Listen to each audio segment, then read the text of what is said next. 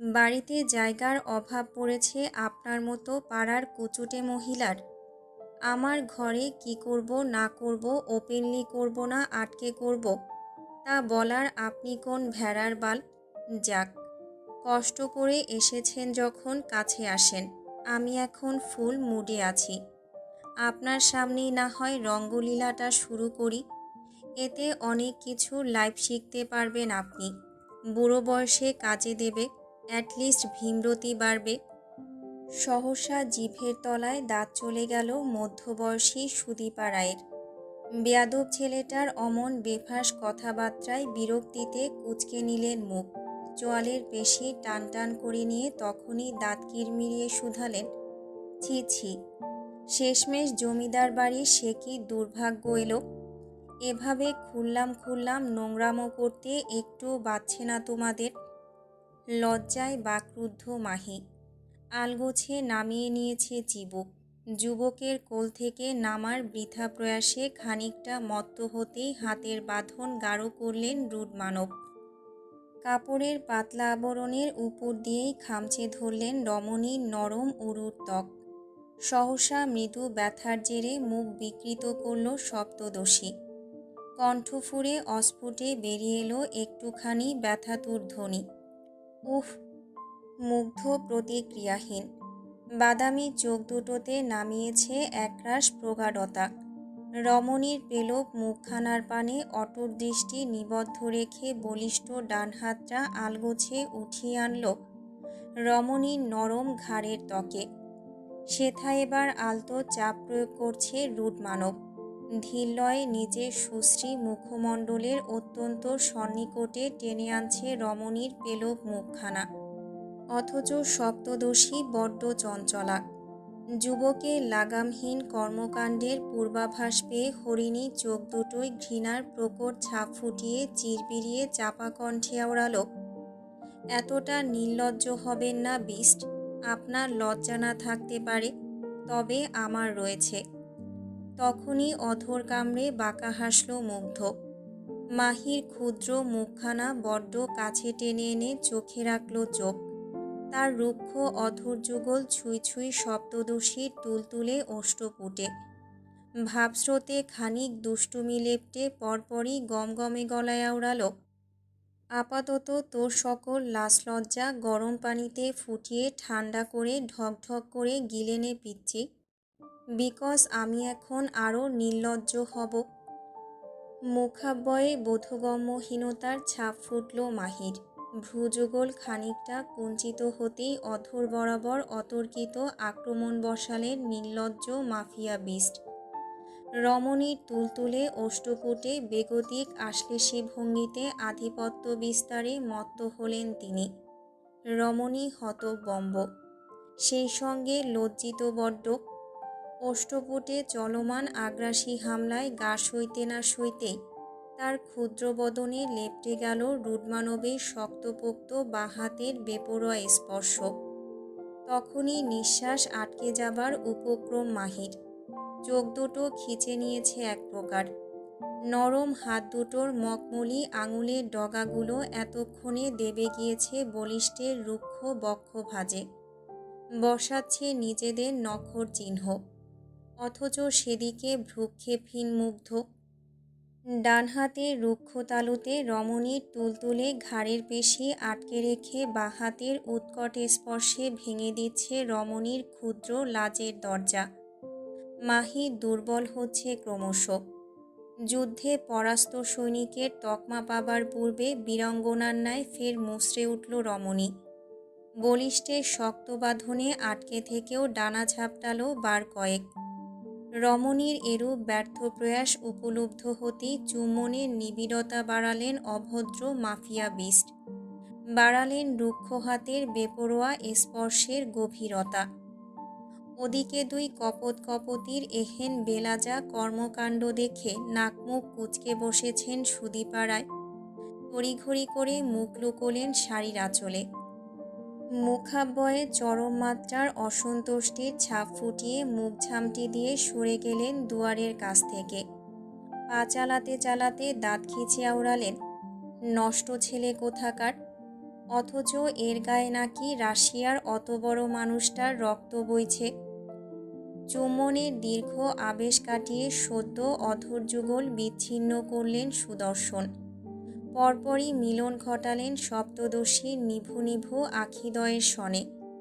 দুর্বল রমণী ভীত, সামান্য গভীর চুম্বনের আবেশে কুণ্ঠিত, বদন কাঁপছে ক্ষণে ক্ষণে। মুগ্ধ হাসল আলতো বোধহয়, দাঁত বসালো নির্মাংসের অধর কোণে। ধীরলয়ে রমণীর তুলতুলে ঘাড়ের ত্বক হতে গড়িয়ে নামছে রুদ্মানবের রুক্ষ আঙুলগুলো।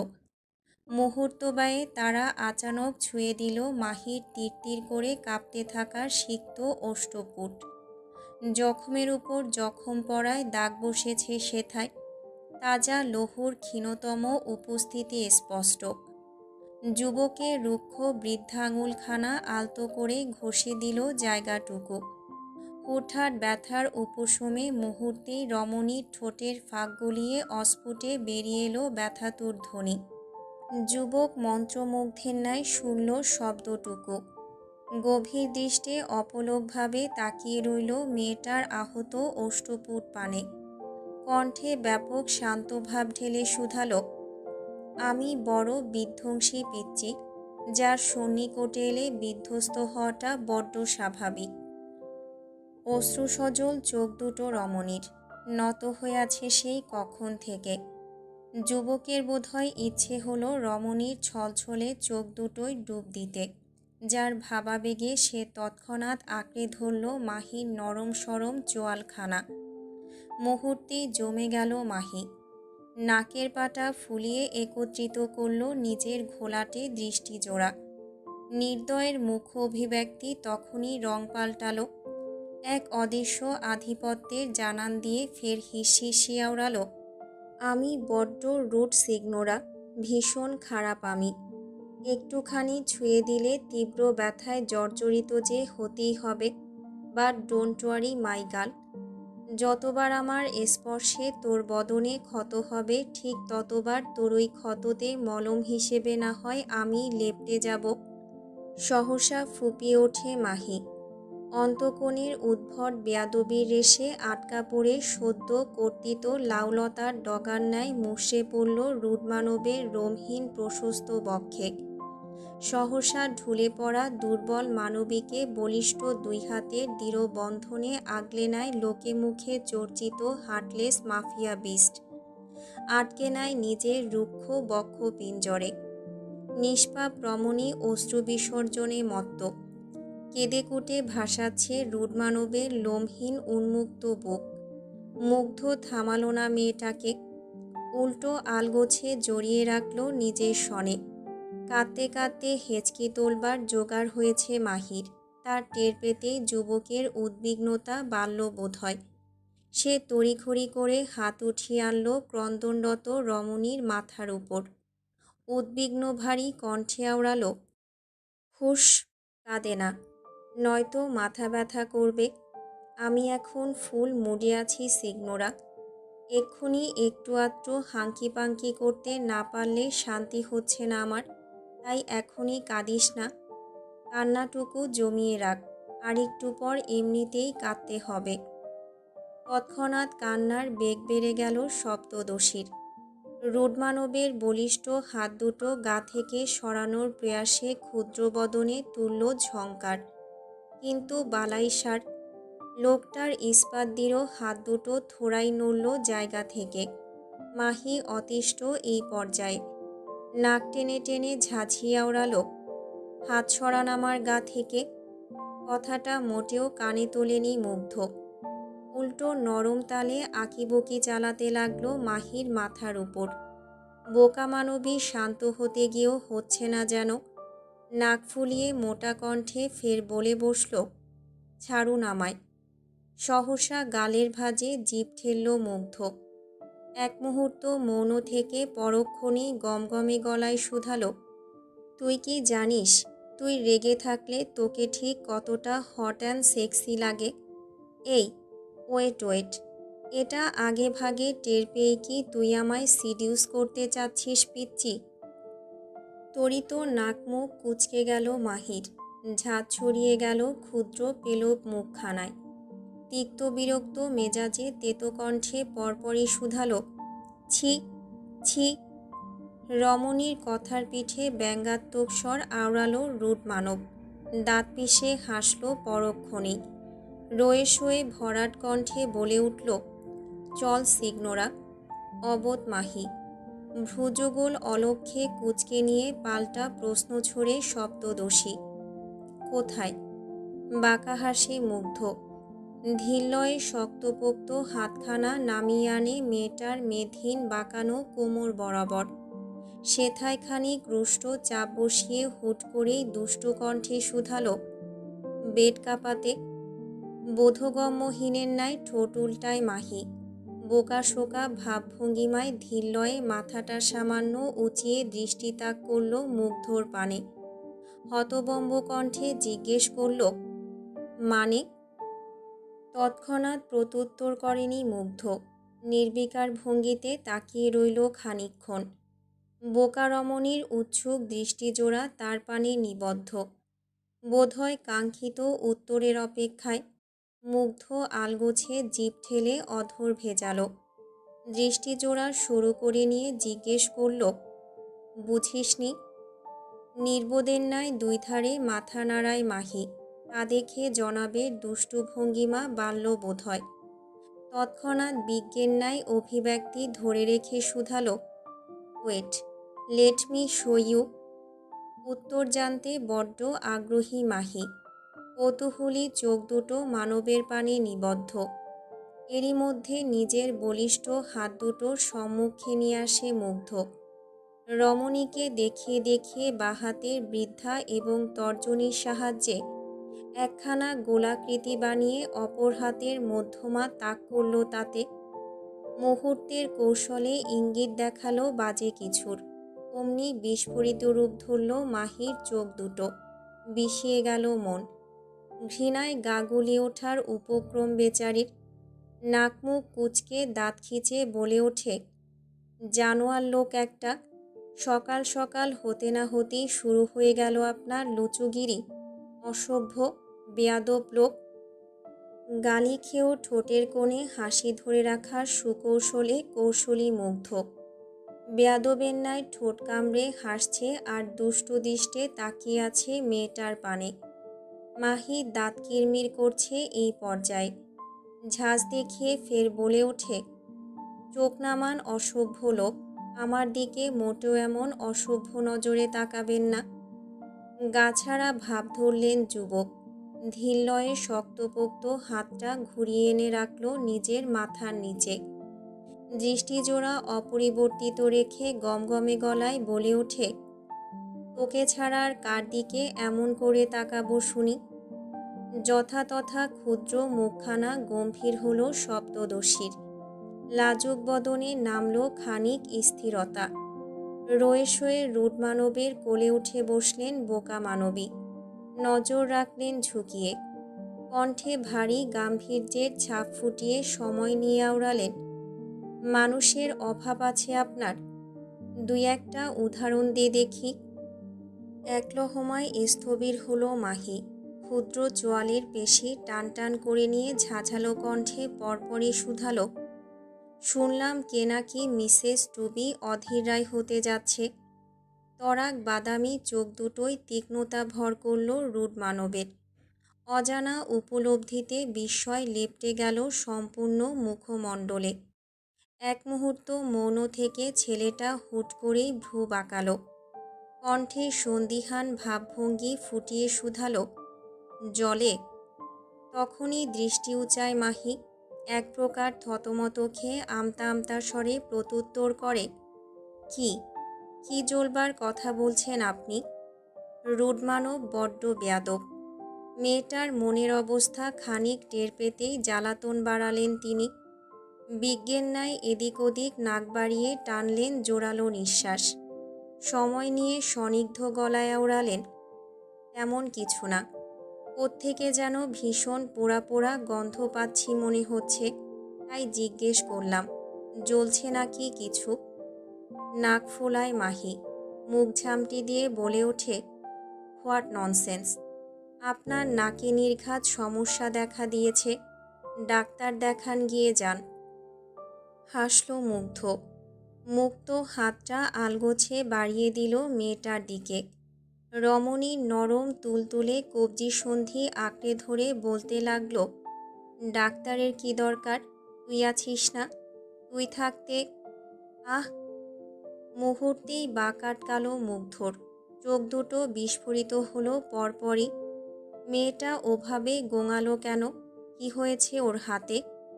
উৎকণ্ঠায় তখনই রমণীর নরম হাতখানা সম্মুখে তুলে ধরে মুগ্ধ।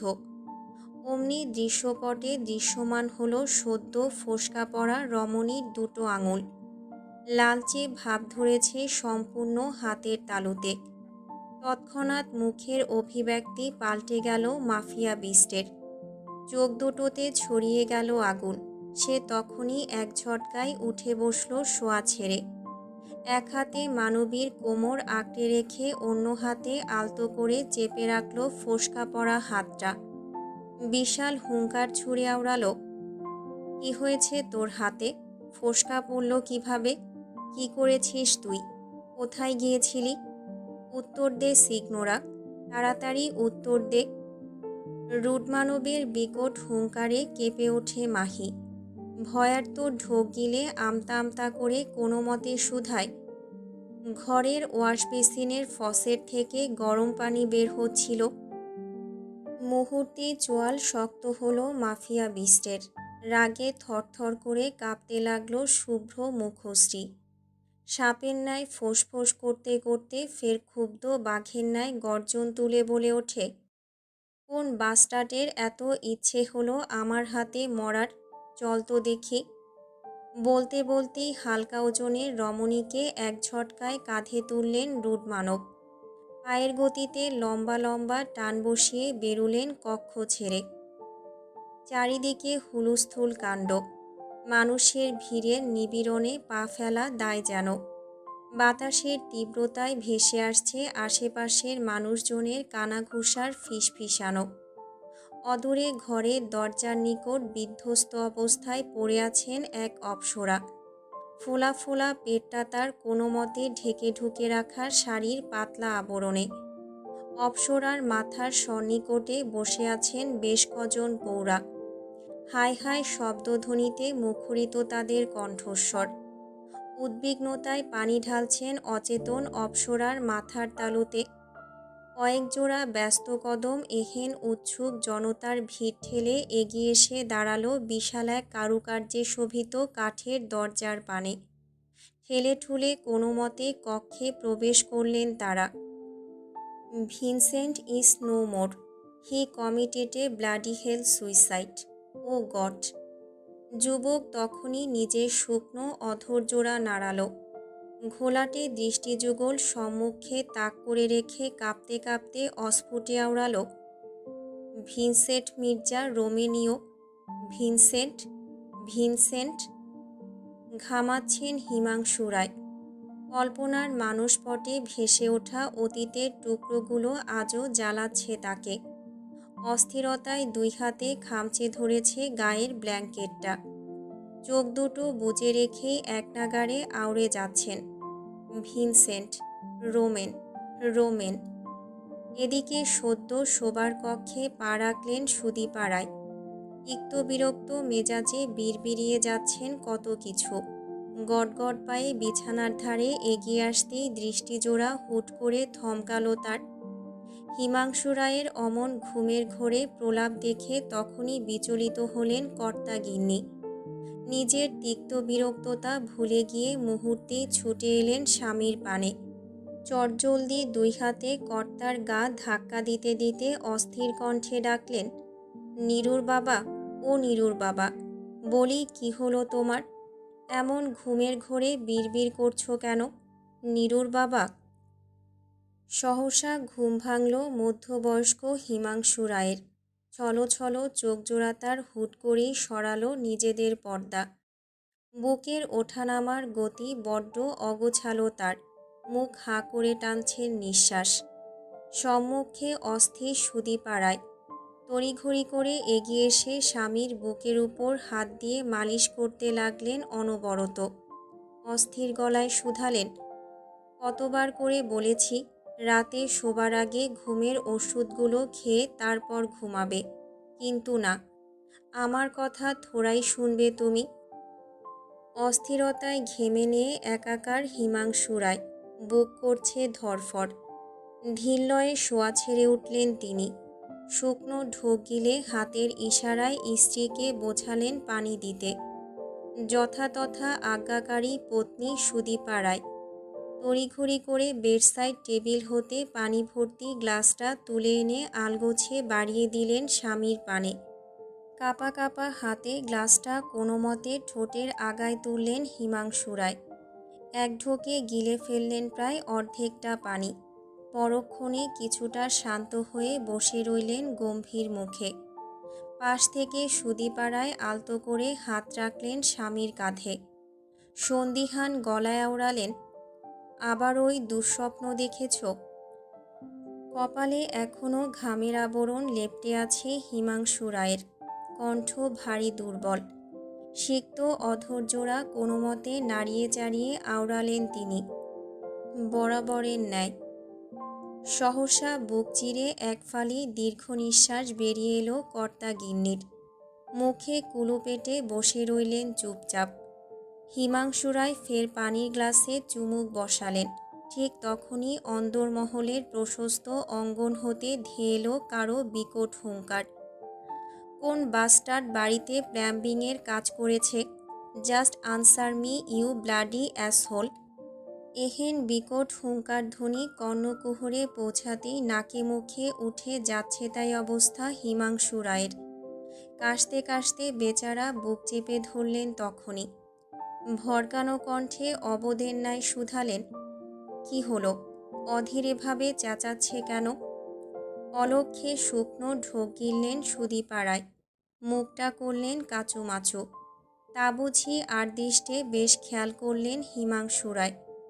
বিচক্ষণের ন্যায় হুট করেই সন্দিহান গলায় প্রশ্ন ছুড়লেন, তুমি আবার কোনো অকাজ করনি তো?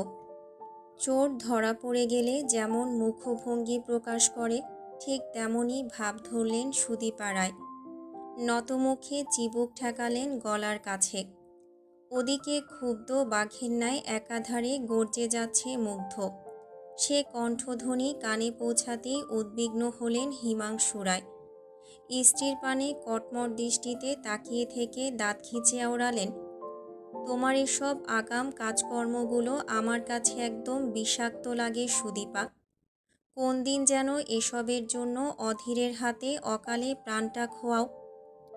পান থেকে চুন খসলেই ইদানিং রায় জমিদার বাড়িতে বেচারা কতগুলো চিকিৎসকদের ধরে বেঁধে নিয়ে আসা হয়।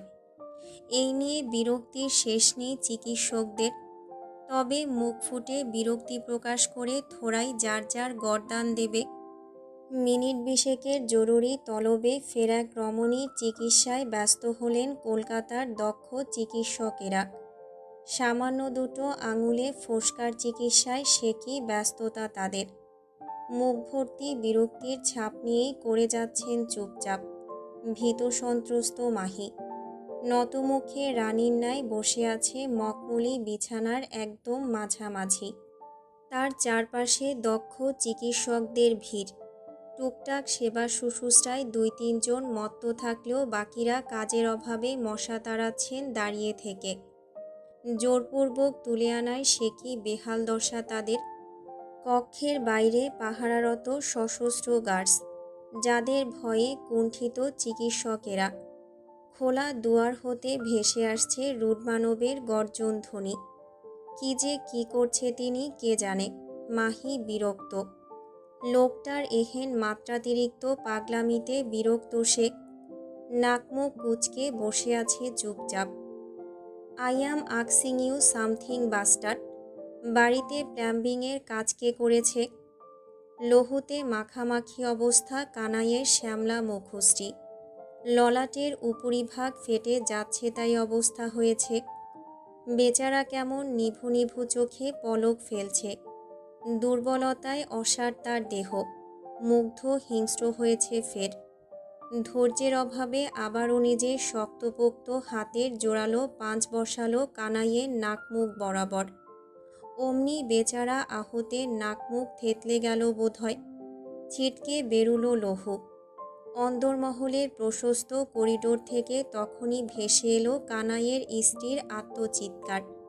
স্বামীর অমন বেগতিক দশা দেখে কেঁদে কেটে একাকার অবস্থা তার। এগোতে পারছেন না সশস্ত্র গার্ডদের ভয়ে। ততক্ষণে অন্দরমহলে গটগটিয়ে পা রাখলেন হিমাংশু রায়। হতবম্ব চোখে আশেপাশে দেখলেন বার কয়েক। প্রশস্ত খোলা অঙ্গনে রীতিমতো ঝড় বয়ে গিয়েছে যেন। ক্ষুব্ধ বাঘের ন্যায় হিংস্রতায় মত্ত রুড মানব। চারপাশে সাজিয়ে রাখা অ্যান্টিক গৃহসজ্জার বস্তুগুলো ভেঙে গুড়িয়ে ছেড়েছে ইতিমধ্যে। হিমাংশু রায় তখনই ভরকে তাকালেন মুগ্ধর পানে।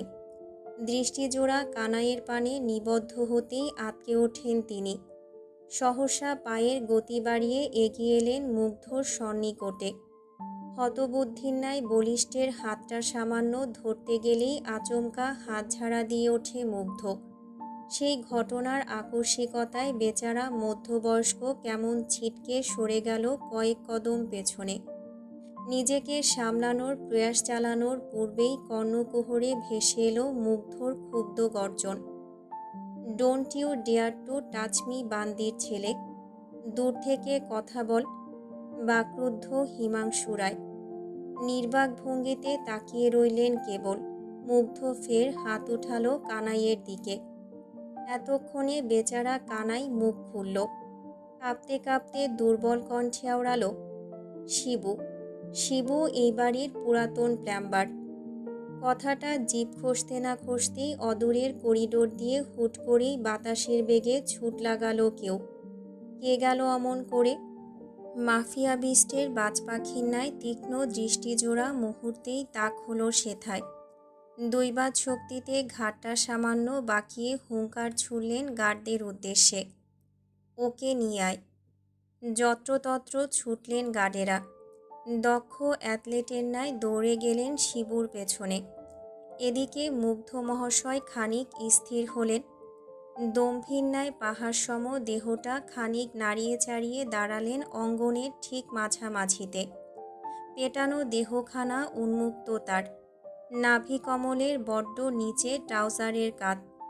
বলিষ্ঠ হাত দুটো আলগোছে পকেটে গুজে নিয়ে গর্জন তুলে গার্ডদের উদ্দেশ্যে আওড়ালেন, এই সিগার দে। সহসা নতমুখে এগিয়ে এলেন দুজন। কাপা কাপা হাতে একজন সিগার তুলে দিলেন রুডমানবের রুক্ষ ঠোঁটের ডগায়। আরেকজন ধরিয়ে দিলেন লাইটার। কাছে সতেই দ্রুত বেগে সরে গেলেন তারা। মুগ্ধ দাঁড়িয়ে রইল ঠায়। ফুঁকতে লাগলো সিগার। সময়ের কাঁটা গুনে গুনে মিনিট তিনেক পার হতেই আচানক সম্মুখ থেকে এক ছিমছাম গায়ের গঠনের কৃষ্ণবরণ ছেলে কেমন হুমড়ি খেয়ে পড়ল রুডমানবের পায়ের কাছে। অদূরে দাঁড়িয়ে আছে বাধ্য গার্স, হাঁপাচ্ছে ভীষণ। মুগ্ধ তখন আলগোছে ঘাড় বাঁকিয়ে তাকায় পায়ের কাছে পড়ে থাকা ছেলেটার পানে। ঠোঁটের ফাঁকে সিগার চেপে রেখেই মেরুদণ্ড বাঁকান মাফিয়া বিস্ট। শক্ত হাতে রুক্ষ তালুতে আচমকা টেনে ধরে শিবুর মাথার চুলগুলো। ব্যথায় তখনই মুখ কুঁচকে নেয় শিবু। চুলে অসহ্য টান পড়তেই ধীরলয়ে উঠে দাঁড়ায় সে। পাহাড়সম বলিষ্ঠের পানে তাকায় ঘাড় উঁচিয়ে।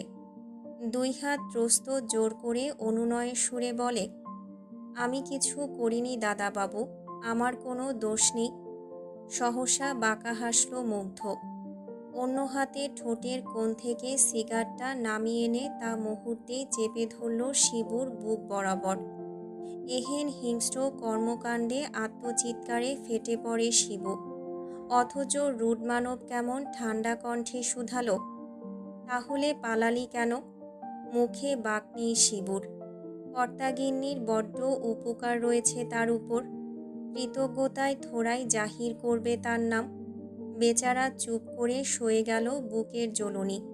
কাঁদতে কাঁদতে হেঁচকি তুলছে প্রায়। মুগ্ধ তখন ফের হুঙ্কার ছুড়ল, সব নিয়ে আয়। বিচক্ষণী গার্স, ছুটলেন মুহূর্ত ব্যয়ে, ফিরে এলেন পরপরই।